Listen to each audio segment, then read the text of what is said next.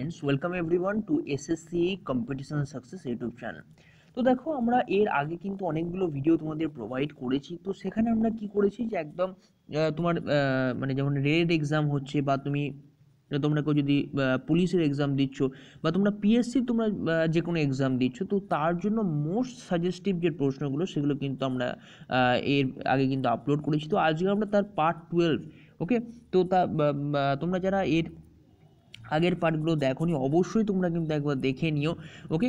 একদম মানে complete list করা রয়েছে এবং তাছাড়া আমি তোমাদের কিন্তু মানে সাবজেক্ট ওয়াইজ আমি তোমাদের ভিডিও প্রোভাইড করেছি তোমাদের পলিটির ওপর, ইকোনমিক্সের ওপর, যে মোস্ট ইম্পর্টেন্ট যে প্রশ্নগুলো যেগুলো বারবার পরীক্ষায় এসছে সেগুলোর জন্য খুব ইম্পর্টেন্ট। সামনে তোমাদের রেলের এক্সাম রয়েছে, তাছাড়া ডাব্লিউবিসিএস রয়েছে। তো তোমরা প্রশ্নগুলো ভালোভাবে দেখো এবং প্রশ্ন থেকে রিলেটেড যে এক্সট্রা ইনফরমেশনগুলো তোমাদের আমি দেবো সেগুলোও কিন্তু তোমরা অবশ্যই খাতায় যেমন তোমরা লিখে রাখছো সেভাবে লিখে রাখবে এবং সেগুলো রিভাইজ করবে। তো দেখো আজকে প্রথম প্রশ্ন কি বলছে আমাদের, বলছে যে which of the following is the essential element for batteries used in electric cars. তো ইলেকট্রিক কার যেগুলো রয়েছে বা বৈদ্যুতিক যে গাড়ি আমরাগুলোর কথা যদি বলি, তো এসেন্সিয়াল এলিমেন্ট ফর ব্যাটারিজ, তো সেক্ষেত্রে মোস্ট এসেন্সিয়াল এলিমেন্ট আমরা কোনটাকে বলবো, ম্যাগনেসিয়াম, লিথিয়াম, সোডিয়াম নাকি ব্রোমিন? তো অবভিয়াসলি আমরা জানি এটা কিন্তু লিথিয়াম হবে। তো দেখো লিথিয়াম কথা যখন বললাম তখন সেটাকে আমরা যদি বলি তাহলে কিন্তু লাইটেস্ট মেটাল আমরা কিন্তু বলবো, ওকে। এবং যদি আমাদের প্রশ্ন করার সঙ্গে সঙ্গে মাথায় আসবে যে এদের হেভিয়েস্ট মেটাল কোনটা, তো হেভিয়েস্ট মেটাল হচ্ছে কিন্তু আমাদের অসমিয়াম, ওকে। অসমিয়াম হচ্ছে কিন্তু আমাদের হেভিয়েস্ট মেটাল। তো একদম বেসিক জিনিসগুলো রিলেট করে পড়ো, তাহলে কিন্তু কোনো রকম অসুবিধা হবে। তাহলে এখানে কারেক্ট অ্যান্সার আমি প্রথমে বললাম হচ্ছে লিথিয়াম, ওকে। এবার দেখো এখানে যদি আমরা একটা জিনিস মাথায় রাখবে যে সোডিয়ামকে কিন্তু আমাদের ছুরি মানে নাইফ দিয়ে কিন্তু এটাকে কাটা যায়, এটা কিন্তু একটা এক্সট্রা ইনফরমেশন, এটাকে মাথায় রাখবে। আচ্ছা নেক্সট দেখো, নেক্সট বলছি the white mutiny took place during the rain of which of the following viceroy. তো আমরা জানি যে বিভিন্ন ভাইসরয়, একটা ভাইসরয় কিন্তু তোমার যে কোনো এক্সামের জন্য কিন্তু এটা খুবই ইম্পর্টেন্ট টপিক, বিশেষ করে আমরা যদি ডাব্লিউবিসিএস এর কথা বলি। তো এখানে তাহলে বলছি যে কার সময় হোয়াইট মিউটিনি হয়েছিল। তো এখানে কারেক্ট অ্যান্সার যেটা হবে সেটা হচ্ছে লর্ড রিপন, অপশন ডি হচ্ছে এটা কারেক্ট অ্যান্সার। তো দেখো লর্ড রিপনের সময় আরেকটা আরও কতগুলো কথা মাথায় রাখতে হবে, যেমন হচ্ছে ইলবার্ট বিল হয়েছিল। এই প্রশ্নটা বারবার দেয় যে ইলবার্ট বিল কোন ভাইসরয়ের সময় আসছে, এবং ফার্স্ট ফ্যাক্টরি অ্যাক্ট, ওকে, ফার্স্ট ফ্যাক্টরি অ্যাক্ট কার সময় হয়েছিল সেটাও কিন্তু আমরা বলবো হচ্ছে, উল্লেখ করবো হচ্ছে লর্ড রিপনের সময়, তাই না? নেক্সট দেখো বলছে which of the following act introduced bicameralism for the first time. Most important প্রশ্ন, বারবার পরীক্ষায় আসে যে বাইক্যামেরালিজম এই যে এসছিল, তো সেটা কোন অ্যাক্টের মাধ্যমে এসছিল। তো এখানে দিলে কারেক্ট অ্যান্সার হচ্ছে কি গভর্নমেন্ট অফ ইন্ডিয়া অ্যাক্ট 1919 যেটা ছিল সেটার মাধ্যমে এটা কিন্তু এসছিল। তো এখানে তাহলে কী হয়েছিল, এখানে এসেছিল তোমার বাইক্যামেরালিজম হচ্ছে তোমার এসেছিল direct election in the country. এখানে কিন্তু মাথায় রাখবে যে direct election in the country কিন্তু এক্ষেত্রে এসেছিল। এবং হচ্ছে কি এক্ষেত্রে মানে যেটা বাইক্যামেরাল লেজিসলেটরটা যেটা এসেছিল, তো সেখানে কিন্তু দুটো হাউস ছিল, একটা আপার হাউস একটা লোয়ার হাউস। সেটা কিন্তু তোমার মানে আপার হাউসটার কথা যদি বলি সেটা হচ্ছে কাউন্সিল অফ স্টেট, এবং লোয়ার হাউসটার কথা যদি বলি সেটা কিন্তু এরকম প্রশ্ন আসছে যে আপার হাউস লোয়ার হাউসের নামগুলো কী কী, মানে কাউন্সিল অফ স্টেট এবং হচ্ছে আমরা জানি লেজিসলেটিভ অ্যাসেম্বলি। আচ্ছা নেক্সট দেখো, নেক্সট বলছে কি which metal does not present in the alloy German silver. তো জার্মান সিলভারের মধ্যে বলছে কোনটা থাকে না, ডাজ নট প্রেজেন্ট, ওকে। প্রশ্নটাকে ভালোভাবে পড়ো, এর মধ্যে কোনটা থাকে না। তো আমরা জানি যে জার্মান সিলভারের মধ্যে আমাদের কপার থাকে, আমাদের জিঙ্ক থাকে এবং হচ্ছে নিকেল থাকে। তো দেখো তাহলে কোনটা থাকে না, হ্যাঁ তাহলে অপশন যেটা ডি রয়েছে মানে সিলভারটা কিন্তু থাকে না। তো এই ধরনের যে অ্যালয়গুলো, মেটালগুলো, তার আকরিকগুলো, তো মানে কোনটা থেকে কোনটা পাওয়া যেত, এইগুলো কিন্তু তোমরা রেলের জন্য কিন্তু খুব ভালোভাবে একটু খুঁটিয়ে পড়ো, কারণ এই ধরনের প্রশ্নগুলো কিন্তু পরীক্ষায় আসে। Which among the following would cause the bright red color due to bursting of crackers? তো এই যে বাস্টিং অফ ক্র্যাকার্স যখন আমরা কোনো বাজি পোড়াই, তো তখন সেক্ষেত্রে যে লাল রং, ওকে, বিভিন্ন যে কালারের জন্য বিভিন্ন জিনিস ইউজ করা হয়, তো তার জন্য যে রেড কালারটা যেটা তৈরি হচ্ছে, তো সেই রেড কালারটার জন্য আমরা কিন্তু কোনটাকে ইউজ করি? তো এখানে অবভিয়াসলি হচ্ছে কিন্তু স্ট্রনসিয়াম, অপশান এ হচ্ছে এটা কারেক্ট অ্যান্সার আমরা নেব।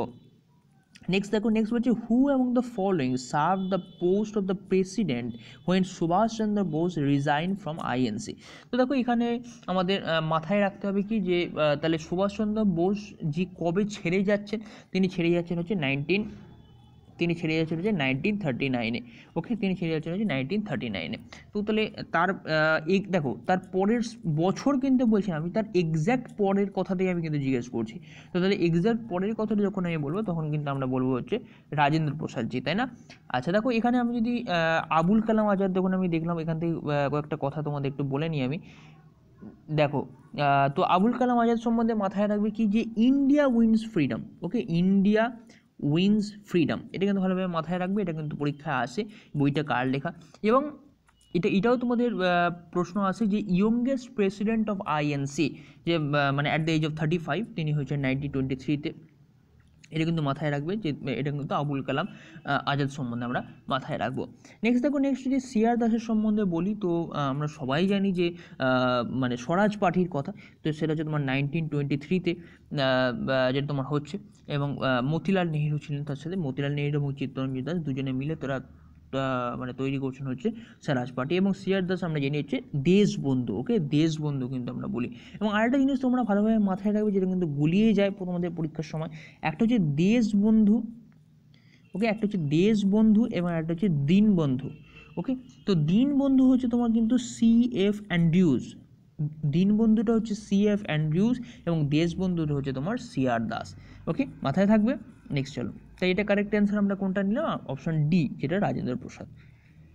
During whose viceroyship Simla conference was organized in 1945। তো দেখো ইয়ারটা আমরা যদি দেখতে পাচ্ছি এখানে, তো দেখো এখান থেকে তাহলে আমাদের এই প্রশ্নটাও দিতে পারে যে সিমলা কনফারেন্স কোন বছর হয়েছিল, আমরা জানি 1945। তো 1945 এখান থেকে কারেক্ট অ্যান্সার হচ্ছে লর্ড ওয়াবেল। ওকে, এবার দেখো লর্ড আরউইনের সম্বন্ধে কয়েকটা কথা বলি। তো এখানে সাইমন কমিশনের কথা বলবো। তো সাইমন কমিশনের সময় ছিলেন কিন্তু হচ্ছে আমাদের লর্ড আরউইন। যদি আমাদের বলি সিভিল ডিসওবিডিয়েন্স মুভমেন্ট, ওকে, তো সিভিল ডিসওবিডিয়েন্স মুভমেন্টের সময় কিন্তু তিনি রয়েছেন, তাই না? এবার দেখো লর্ড লিনলিথগোর কথা আমরা যদি বলি, তো লর্ড লিনলিথগো থেকে একটা প্রশ্ন বারবার পরীক্ষা আসে যে কুইট ইন্ডিয়া মুভমেন্ট এবং ক্রিপস মিশন। ওকে, কুইট ইন্ডিয়া মুভমেন্ট এবং হচ্ছে ক্রিপস মিশনের সময় কে ছিলেন সেটা কিন্তু আমরা বলবো হচ্ছে লর্ড লিনলিথগো।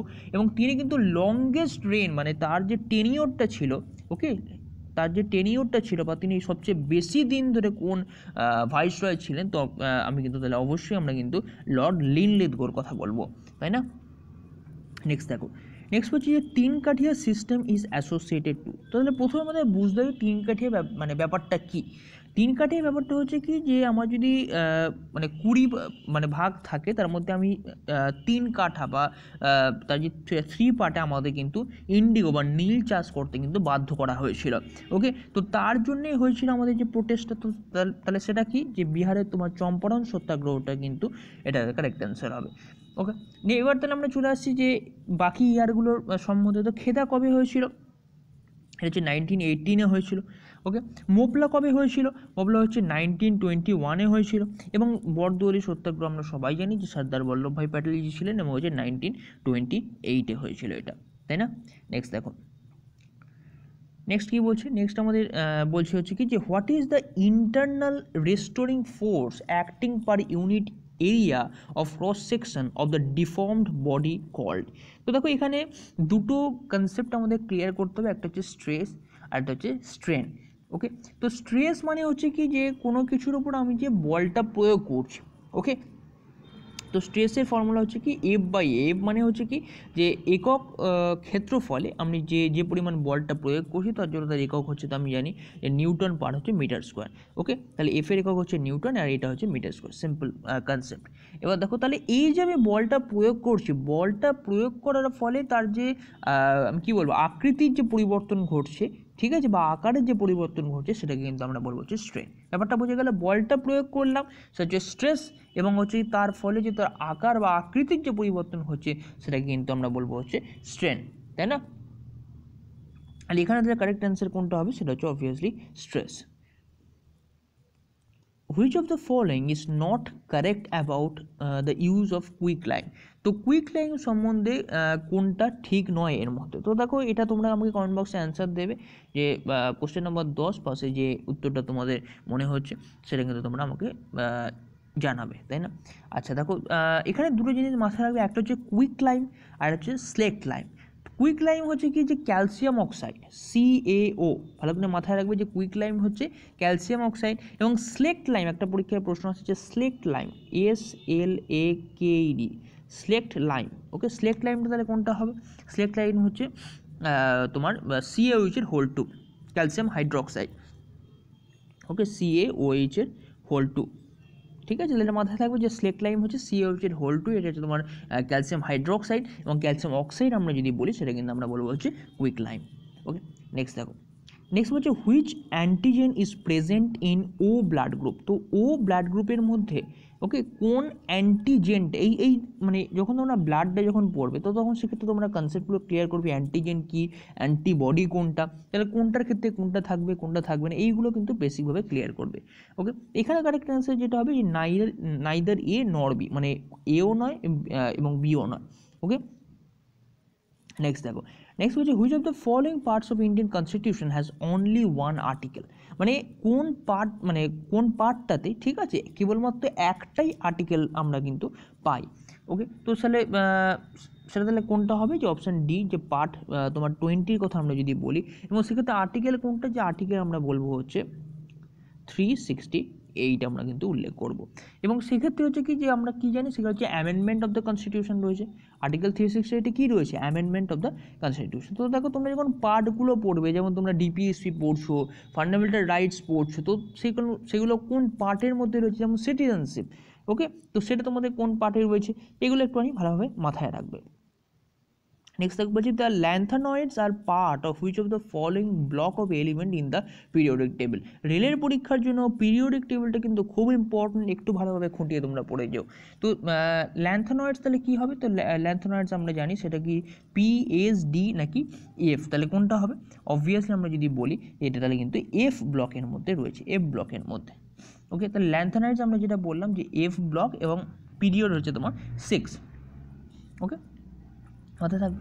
নেক্সট দেখো, নেক্সট হচ্ছে কি যে which among the following are found in all viruses, মানে কি সমস্ত ভাইরাসের মধ্যে কিন্তু এর মধ্যে কোনটা পাওয়া যায়, তাই না? তো দেখো এখানে তাহলে কারেক্ট অ্যান্সার যেটা হবে সেটা হচ্ছে কিন্তু নিউক্লিক অ্যাসিড এবং হচ্ছে ক্যাপসিড। ওকে, তার মানে কি তাদের মানে আইদার ডিএনএ আর আরএনএ, এবং হচ্ছে কি যে তোমার প্রোটিন যে মেমব্রেনটা, ঠিক আছে, তো সেটাকে কিন্তু আমরা ক্যাপসিডটাকে নিচ্ছি। তাহলে অপশন বি হচ্ছে এটা correct answer. Which part of the plant gives us saffron, মানে দেখো এই ধরনের যে প্রশ্নগুলো, যে কোনখান থেকে, মানে উদ্ভিদের কোন পার্ট থেকে আমরা কোনটা পাচ্ছি, তাই না? তো দেখো স্যাফরনটা আমরা তাহলে কোত্থেকে পাচ্ছি? তো স্যাফরনটা আমরা পাচ্ছি হচ্ছে কিন্তু অপশান বি, যেটা রয়েছে আমাদের স্টিগমা থেকে, তাই না? চলো next, who among the following can suspend the fundamental right. তো এদের মধ্যে কার ক্ষমতা রয়েছে যে যিনি ফান্ডামেন্টাল রাইটসটাকে সাসপেন্ড করতে পারেন? দেখো এর মধ্যেও কিন্তু একটা জিনিস মাথায় রাখতে হবে, খুব ইম্পর্টেন্ট পয়েন্টটা, যে আর্টিকেল নাম্বার 20 এবং 21 কিন্তু এমার্জেন্সির ক্ষেত্রে তোমার সাসপেন্ড করা যায় না। ওকে, তো এখানে কারেক্ট অ্যান্সার যেটা হবে সেটা হচ্ছে অবভিয়াসলি অপশন বি, যেটা হচ্ছে তোমার প্রেসিডেন্ট। ওকে, নেক্সট দেখো, নেক্সট হচ্ছে which article of Indian constitution says the directive principle are not enforceable by any court. তো দেখো আমরা জানি যে, আমি তোমাকে আগেই বললাম যে 36 থেকে 51, তো ডিরেক্টিভ প্রিন্সিপালের এর মধ্যে কী কী রয়েছে, তাহলে যেটা তাহলে কারেক্ট অ্যান্সার হবে সেটা হচ্ছে তোমার আচ্ছা তাহলে একটা জিনিস বলে দিই আগে। আচ্ছা তাহলে এটা কারেক্ট অ্যান্সার যেটা হবে সেটা হচ্ছে আর্টিকেল 37, এবং এখানে যে জিনিসগুলো মাথায় রাখবে, এর মধ্যে কিন্তু বারবার পরীক্ষা আসে, একটা হচ্ছে 39A, সেটা হচ্ছে তোমার ইকুয়াল জাস্টিস এবং ফ্রি লিগাল এড। বারবার পরীক্ষায় প্রশ্ন দেয় যে ইকুয়াল জাস্টিস এবং ফ্রি লিগাল এডটা কোন আর্টিকেলে আমরা পাই।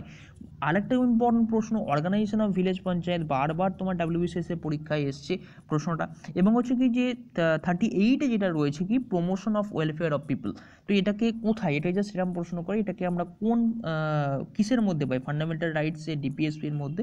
তো এটা কিন্তু ভালোভাবে মাথায় রাখবে তোমরা। নেক্সট দেখো, নেক্সট হচ্ছে which among the following substances is most suitable for making compact disc. তো কম্প্যাক্ট ডিস্ক তৈরি করার জন্য এর মধ্যে কোনটা মানে সবচেয়ে বেশি তোমার ইউজ করা হয় বা সুটেবল? তো অপশান ডি কিন্তু এটা হচ্ছে কারেক্ট অ্যান্সার, সেটা হচ্ছে তোমার পলিকার্বনেট। ওকে, এবং দেখো এখানে পিভিসিটা যদি আমরা বলি সেটা কিন্তু বলছে তোমার পলিমার কিসের, যে ফিনাইল ক্লোরাইড হচ্ছে পলিমার হচ্ছে পিভিসিটা, এটা মাথায় রাখবে। নেক্সট দেখো, নেক্সট হচ্ছে in which of the following session Pakistan resolution was pass by the all India Muslim League. তো অল ইন্ডিয়া মুসলিম লীগের দ্বারা পাকিস্তান রেজলিউশনটাকে কোন সেশনে, কোন ইয়ার এবং কোন সেশনে সেটা কিন্তু আমাদের পাস হয়েছিল। তো এখানে এখানে তাহলে কারেক্ট অ্যান্সার যেটা হবে কিন্তু এটা হচ্ছে লাহোর সেশন, এটা হচ্ছে 1940-তে। ওকে, নেক্সট দেখো, নেক্সট হচ্ছে who was the founder of Chola dynasty. তো চোলা ডাইনাস্টির ফাউন্ডার কে ছিলেন? তো দেখো এখানে কতগুলো কথা আমি বলবো, ভালো করে মাথায় রাখবে। এদের ক্যাপিটাল কী ছিল? তো দেখো এর তাহলে ফাউন্ডার আমরা জানি সেটা হচ্ছে কিন্তু বিজয়ালয়। ওকে, এবং এখানে অফিসিয়াল ল্যাঙ্গুয়েজ কথা আমরা যদি বলি সেখানে কিন্তু তামিল, সংস্কৃত এই দুটো কিন্তু ছিল। ক্যাপিটালের কথা আমরা যদি বলি আমরা বলবো হচ্ছে থাঞ্জাভুর ছিল, তাই না? এবং হচ্ছে গ্রেটেস্ট রুলার যিনি ছিলেন তিনি হচ্ছেন কি, যে রাজা ফার্স্ট। এবং একটা জিনিস পরীক্ষায় তোমাদের রেলের জন্য ভালোভাবে মাথায় রাখবে যে বৃহদেশ্বর টেম্পল যেটা থাঞ্জাভুরে অবস্থিত সেটা কিন্তু রাজা চোলা কিন্তু তৈরি করেছেন। এখানে কারেক্ট অ্যান্সার যেটা হবে সেটা হচ্ছে অপশন বি, এটার কারেক্ট অ্যান্সার। ওকে, নেক্সট দেখো, নেক্সট হচ্ছে কি যে which of the following governor general change the official language of the courts of justice from Persian to English.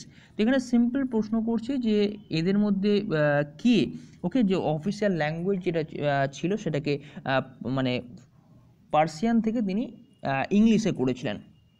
ওকে, তো তাহলে কারেক্ট অ্যান্সার এটাকে আমরা যেটা বলবো সেটা কিন্তু option B, Lord William Bentinck. Okay, তো দেখো লর্ড উইলিয়াম বেন্টিং সম্বন্ধে কয়েকটা কথা মাথায় রাখবে, যেটাকে বলা হয় যে father of modern western education কিন্তু আমাদের বলা হয়। এবং তার সময় যেটা হয়েছিল abolition of Sati, most important 1829, এটা কিন্তু অবশ্যই আমাদের মাথায় রাখতে হবে। এবং তিনি ব্যান করেছেন ফিমেল ইনফ্যান্টিসাইড, সেটাও কিন্তু আমাদের অবশ্যই মাথায় রাখতে হবে। এবং তার সম্বন্ধে আরেকটা কথা মাথায় রাখবে, মোস্ট ইম্পর্ট্যান্ট, যে first governor general of India এবং last governor general of Bengal সেটাও কিন্তু আমরা উল্লেখ করবো হচ্ছে লর্ড উইলিয়াম বেন্টিং। বাকি যে অপশানগুলো সেগুলো কিন্তু খুব ইম্পর্টেন্ট, সেগুলো তোমরা একটুখানি দেখে নিও। নেক্সট দেখো, নেক্সট হচ্ছে হু among the following considered himself as the শিবাজি অফ দ্য মারাঠি ল্যাঙ্গুয়েজ। ওকে, তো মারাঠি ল্যাঙ্গুয়েজের শিবাজি এখানে তাহলে আমরা কাকে বলবো? অবভিয়াসলি আমরা জানি হচ্ছে অপশন এ, যেটা হচ্ছে তোমার বিষ্ণু শাস্ত্রী কৃষ্ণ শাস্ত্রী চিপলুনকার। ওকে, নেক্সট দেখো, নেক্সট হচ্ছে which among the following is a common and product of anaerobic respiration. তো অ্যানারোবিক রেসপিরেশনের ক্ষেত্রে আমরা যদি বলি তো সেক্ষেত্রে অবভিয়াসলি আসবে তোমার ল্যাকটিক অ্যাসিড। ওকে, ল্যাকটিক অ্যাসিড, এবং আমরা যদি বলি ইথানল আমরা উল্লেখ করব। এবং অ্যারোবিক রেসপিরেশনের ক্ষেত্রে আমরা কিন্তু যদি বলি সেটা কিন্তু CO2 বলবো, ওয়াটার বলবো, এবং হচ্ছে লাস্টে আছে এনার্জি। এটা আমরা সবাই জানি যে অ্যারোবিক এবং অ্যানারোবিক ক্ষেত্রে লাস্ট প্রোডাক্টটা কোনটা আসছে। নেক্সট দেখো, নেক্সট হচ্ছে ethanoic acid is the main constituent of which of the following substances. তো ইথানোইক অ্যাসিড কোনটার মধ্যে পাবো? ইথানোইক অ্যাসিড হচ্ছে তোমার অবভিয়াসলি হচ্ছে আমরা পাবো হচ্ছে ভিনিগারের মধ্যে। ওকে, এবং কার্ড আমরা যদি বলি তো কার্ড হচ্ছে তোমার আমরা পাই হচ্ছে ল্যাকটিক অ্যাসিড, তাই না? নেক্সট দেখো, নেক্সট হচ্ছে cirrhosis. Okay, cirrhosis is a disease that affects which among the following organs. তো এই সিরোসিসটা কোন আমাদের শরীরের কোন পার্টটাকে অ্যাফেক্ট করে? তো এখানে তাহলে কারেক্ট অ্যান্সার যেটা হবে সেটা কিন্তু লিভার। এবং আরেকটা জিনিস মাথায় রাখবে, এই প্রশ্নটা বারবার দেয় যে হেপাটাইটিস যেটা হয় সেটাও কিন্তু আমাদের লিভারকে কিন্তু অ্যাফেক্ট করে। ওকে, আচ্ছা আচ্ছা দেখো, আজকে তোমাদের একটা প্রশ্ন আরেকটা আমি তোমাদের দিয়ে রাখছি, তোমরা এটাকে কমেন্ট বক্সে আমাকে জানাবে। Who among the following translated কালিদাসের শকুন্তলা। তো এটাকে কে ট্রান্সলেট করেছিলেন? ওকে, এবং এটা মাথায় রাখবে, এটা কিন্তু মানা হয় যে ইন্ডিয়ান ড্রামা যে প্রথম, ঠিক আছে, তো যেটা কিন্তু ওয়েস্টার্ন ল্যাঙ্গুয়েজে কিন্তু ট্রান্সলেট করা হয়েছিল। তো দেখো আজকে আমি এখানে, তোমরা কিন্তু কমেন্ট বক্সে এটা জানিও। তো আজকে আমি ভিডিওটা এখানেই স্টপ করছি। ওকে, তো তোমাদের যে প্রশ্নগুলো আমি তোমাদের বললাম তোমরা সেগুলো কিন্তু কমেন্ট বক্সে অবশ্যই আমাকে জানিও যে আমি দুটো প্রশ্ন রাখলাম। এবং তোমাদের যদি ভিডিওটা ভালো লাগে অবশ্যই ভিডিওটাকে লাইক করে দিও, চ্যানেলটাকে সাবস্ক্রাইব করে দিও, ভিডিওটাকে শেয়ার করে দিও। এবং তোমরা ফিডব্যাকটা অবশ্যই জানিও যে তোমাদের ভিডিও থেকে তোমরা কতটা হেল্পফুল হচ্ছে। Okay, so thank you everyone, thanks for watching the video.